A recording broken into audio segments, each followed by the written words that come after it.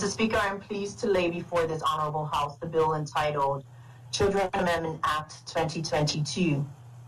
This bill amends the Children's Act 1998 to reform the current legal structure and broaden the responsibilities of the Child Care Placement Board.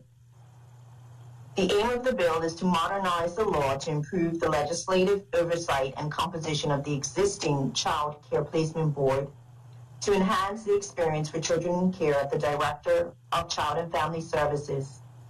Also, the proposed amendments will achieve the government's promise set out as an initiative in the speech from the throne delivered on November 6, 2020. The speech from the throne states, "The seed of the new liberty will be planted in the island's vulnerable children.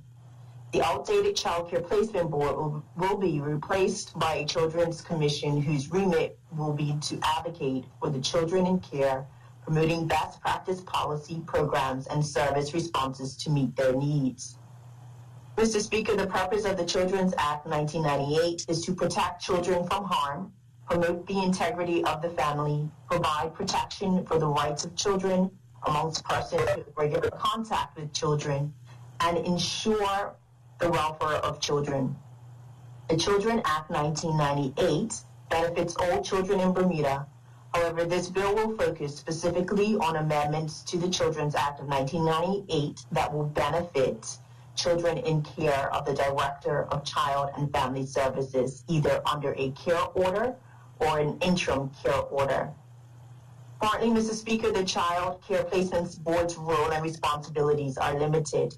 The existing formal structure used by the board is outdated and requires much needed enhancements to close identified gaps by broadening the board's existing responsibilities. There is no legal framework in place to ensure that the voice of children in care who are capable of forming their own views are heard and considered by the board. These matters could relate to the child's social development and well-being, which affects them while in care of the Director or the Director of Child and Family Services. The proposed legislative framework will guarantee the voice of children in care is being heard, respected, considered by a body, which will be heard through a standing committee. Mr. Speaker, the intent of the bill is to replace the Child Care Placement Board with a Children in Care Advisory Board, which broadens responsibilities and will make subsequent amendments to the Principal Act. The proposed amendments will provide a new and necessary legal framework that will enhance the existing legislative oversight of the Child Care Placement Board by introducing the proposed amendments that would establish a new body called the Children in Care Advisory Council, authorize the council to make recommendations to the minister after considering the potential effects of existing and proposed government standards, programs, policies, and legislation has on the rights of children in care, enhance the new council's membership to include persons with skill sets in specific areas such as education, legal, and medical fields, and introduce a standing committee of the Children in Care Advisory Council, also referred to as the Advisory Council Committee, which would provide an opportunity for children in care to have a voice, access to the council, and if need be, access to the minister. Mr. Speaker, the innovative proposed enhancements takes into account furthering the best interests and well-being of children in care by introducing a new legislative framework that will be enshrined in the Children's Act of 1998. This proposed framework guarantees the voice of children in care who are capable of forming their own views, is heard on matters affecting them, including issues related to their social development and well-being to enhance their experiences while in care. Mr. Speaker, the Ministry of Social Development and Seniors, in conjunction with the Department of Child and Family Services, conducted extensive research on children's commissions in other jurisdictions, such as England, Jamaica, Jersey, and Malta, to name a few. The analysis conducted shows that majority of children's commissions are independent of government and parliament and are not specific to children in care, and the persons appointed as commissioner operates in a full-time position with support staff. Mr. Speaker, this comparative research highlighted Bermuda's current vehicles that afford protection of children's rights. The Children's Act of 1998, the UN Convention on the Rights of Children that was extended to Bermuda on the 7th of September 1994, the Human Rights Commission, the Ombudsman's Office, the Child Safeguarding Committee, and children-specific NGOs in Bermuda. To remain with our focus with children in care, as set out in the November 2020 throne speech, Mr. Speaker, this bill sets out for the establishment of a Children in Care Advisory Council, whose aim, similarly to a Children's Commission, is for children in care to have a better understanding of their rights and to create opportunities for children to have a voice on matters. The bill guarantees this aim is achieved and conveyed in law, ensuring the Advisory Council Committee will have the remit to advocate for children in care, and the Children in Care Advisory Council will promote best practice, policy programs, and service responses to meet the needs of children in care.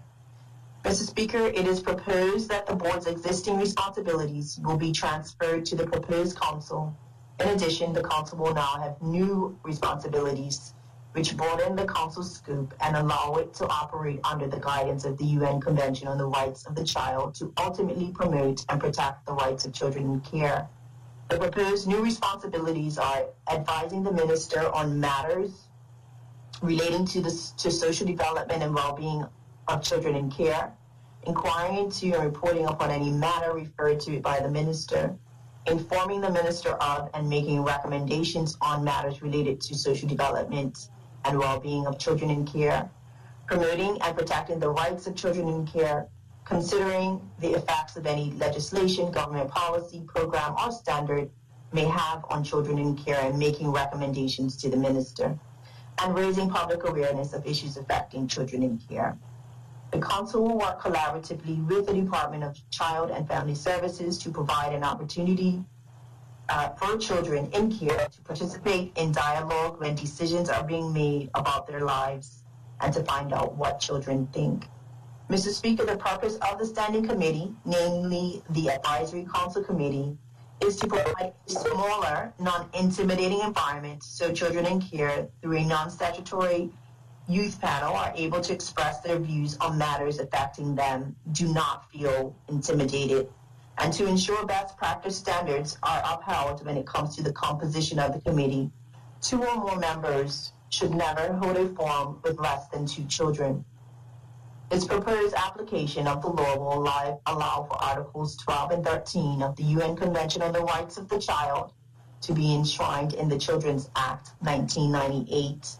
Article 12 of the Convention says, state parties shall assure to the child who is capable of forming his or her own views the right to express those views freely in all matters affecting the child.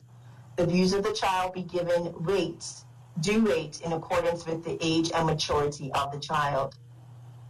For the purpose, the child shall in particular be provided the opportunity to be heard in any judicial and administrative proceeding affecting the child, either directly or through a representative or an appropriate body, in a manner consistent with the procedural rules of national law. Article 13 of the UN Convention on the Rights of the Child states, the child shall have the right to freedom of expression. This right shall include freedom to seek, receive, and impart information and ideas of all kinds, regardless of frontiers, either orally, in writing, or in print, in the form of art, or through any other media of the child's choice. The exercise of this right may be subject to certain restrictions, but these shall only be such as provided by law and are necessary for respect of the rights or reputations of others, or for the protection of national security or of public order or public health or morals. I am pleased to inform the honorable members and the public that the proposed amendments ensures the government continues to improve legislation concerning children in care. In closing, Mr. Speaker, the government has listened to the concerns of the child advocacy organizations, independent child advocates, and members of the general public. The government continues to ensure that children in care of the Director of Child and Family Services' best interest and well-being is paramount and protected in law. As a result, the government is committed to introducing the proposed legislation that will enrich and enhance the Children's Act 1998 and ensure Bermuda is compliant with international convention.